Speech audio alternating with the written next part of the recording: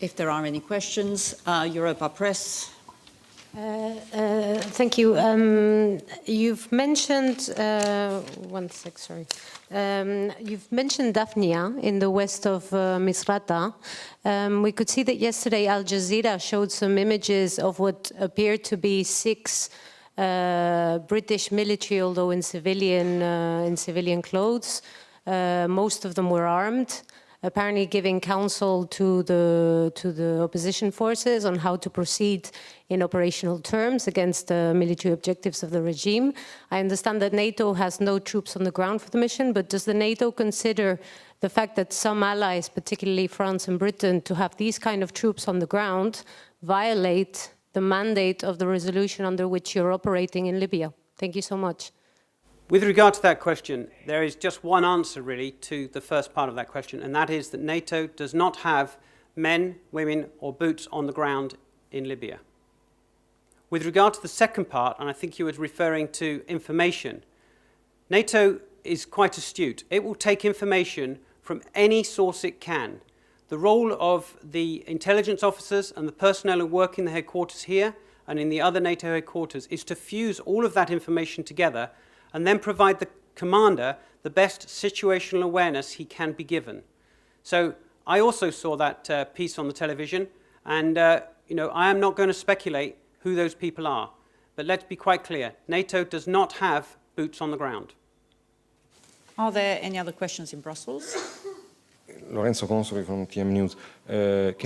Can I ask, please, what happened to the helicopters? Have they started? Have they arrived? Are they ready? Are they operating? Lorenzo, that's a very good question, and I must admit I was expecting something about helicopters.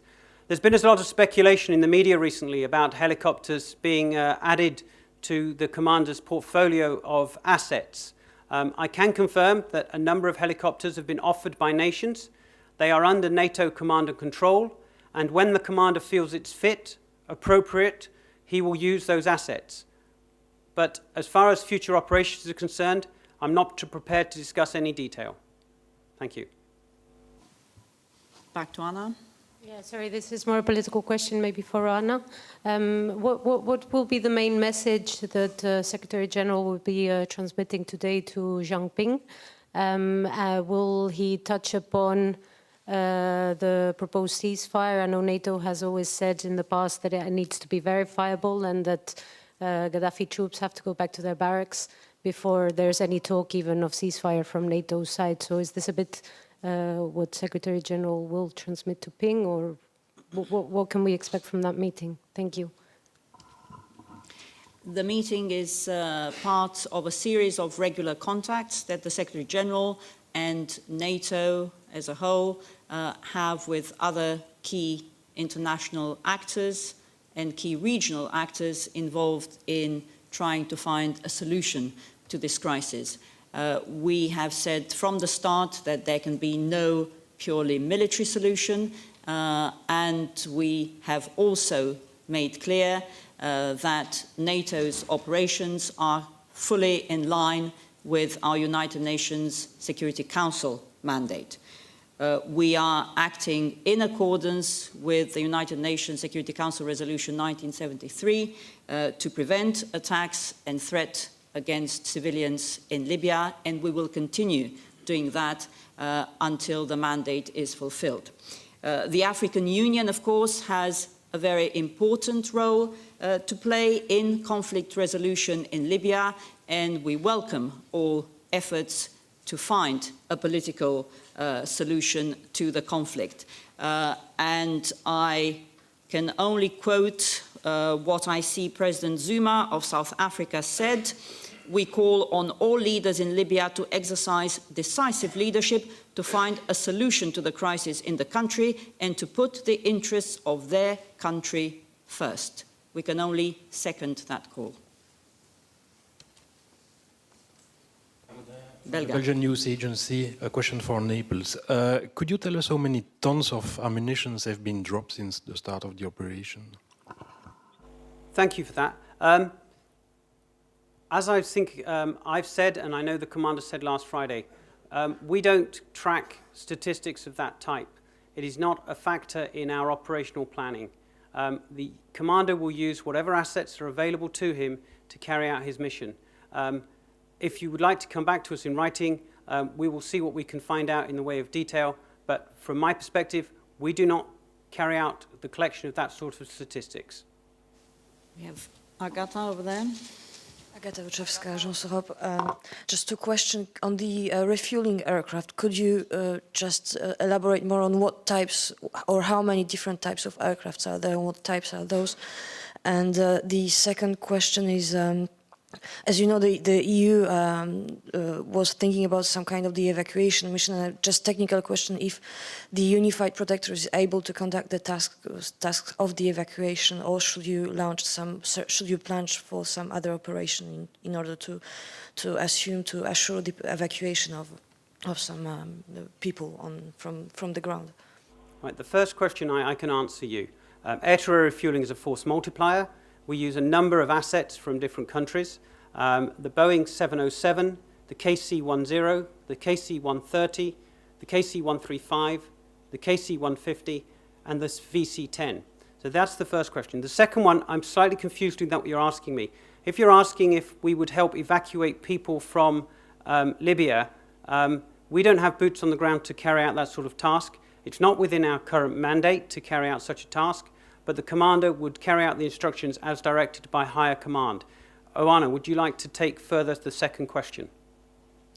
If I understand the question correctly, Agata, we have been planning, as part of our prudent planning, there are plans in place for a humanitarian support mission. We stand ready to assist if there is a request from the United Nations to that end.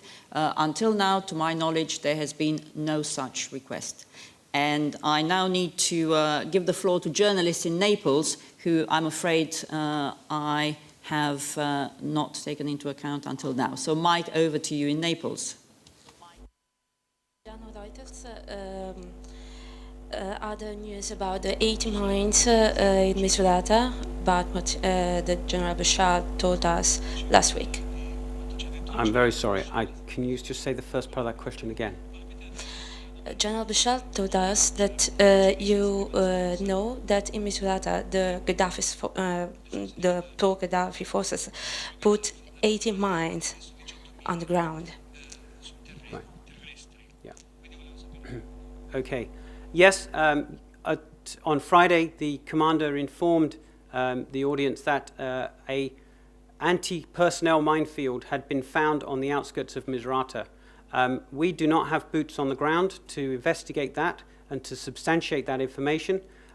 All I would understand, and I have to be careful here, is that that area would be avoided by people, and in a post-conflict scenario, I would imagine that the international community would do everything they could to make that area safe. But at the moment, we don't have boots on the ground, and we're not able to assist on a ground situation such as a minefield.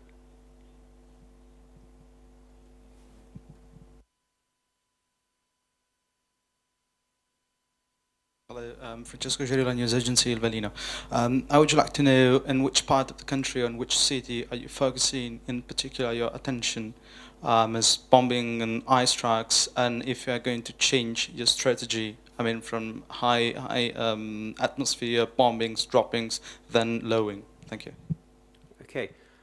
I think that's quite easy. I think I said at the end of my statement, we will continue, or the commander will continue to focus on operations from Tripoli, through the mountains, around Misrata, around Braga, and across the whole country, wherever there is a risk to the civilian population. So, beyond that, tactically, I'm not prepared to discuss where any current focus is now or would be in the future. Thanks. Any more questions from Naples? Okay, back to Brussels. Okay, we have Kuwaiti News Agency here. Nawab Khan from the Kuwait News Agency in Brussels. We are getting a daily update from NATO on the military assets of the Gaddafi regime being destroyed. Now, taking into consideration these daily updates for the last 1 month, will it be safe to assume that over 50% of the military capabilities of the Gaddafi regime have been destroyed? Thank you. I think really that goes straight back to the question I said earlier. I and the commander, well, the commander and I, do not run any form of statistics tally. We release to the public the target sets or the results that have been carried out in the night before. I don't run a running tally, and so I'm not able to give you an answer to that. Nawab, I think we won't go into the numbers game, but what you can see is the effect on the ground. And Mike has been briefing on the effect on the ground, and you also saw yesterday's press conference in Rome of a significant number of senior military officials who have defected, including, as I said, 5 generals. Now, they were saying that regime forces are at 20% of their strength. That is their assessment. What I think is clear is that people are defecting in droves. It's a significant loss of the regime's senior leadership, and it doesn't come as a surprise because NATO strikes have largely paralyzed the command and control of the Gaddafi regime forces, so they are not able to order senior military officers as they would want to. So when they can't get their orders, they are losing their faith in their leadership. And that is exactly what we are seeing. But as Mike has also briefed, we still see indiscriminate shelling of civilian areas from Daphnia to the Berber Mountains. So there is still a clear danger posed by the regime to its own people. I think AP had a question there. Is Don Melvin, Associated Press. If I can return to the helicopters for a moment, not asking about any future operations, but what are the reasons they have not been used yet? Like any commander, when he has a certain number of assets at his disposal, he will use the best asset to carry out the task that he has in front of him. So when the best asset becomes a helicopter, he will use a helicopter. Whilst the best asset to carry out the task he requires to be conducted is a fast jet or a strike aircraft, he will use that. So it will be for the commander to decide when he has the right requirement on the ground to use an asset, and at that stage he will deploy that asset. Are there any other questions in Brussels or indeed in Naples? One last one, I think, to AFP. Laurent Thomé with Agence France Presse. Regarding the refueling planes, last week or recently there were some French planes that had to land in Malta because they ran out of fuel. Are you short of refueling planes? Is that why you showed this presentation? Are you asking nations to contribute more planes? A very good question. I think in some, not at all, is the answer to that. We have been incredibly well supported by nations for the very important role of air-to-air refueling. If anything, it was an opportunity for me, on behalf of the commander, to thank all of those in the air-to-air refueling role who, behind the scenes, carry out such a vital task to enable the operation to carry on at the current pace it is continuing. And in fact, it was quite a while ago, but only today that I've announced it, that we had an additional uplift from the United States, which has enabled us to increase our tempo by some 30% on our strike sorties. So no, we certainly aren't putting a cap out for more assets regarding air-to-air refueling. Thank you. And with that, I think we will conclude our briefing. Thank you very much, Mike, and thank you to the colleagues in Naples. Thank you for coming. Thank you.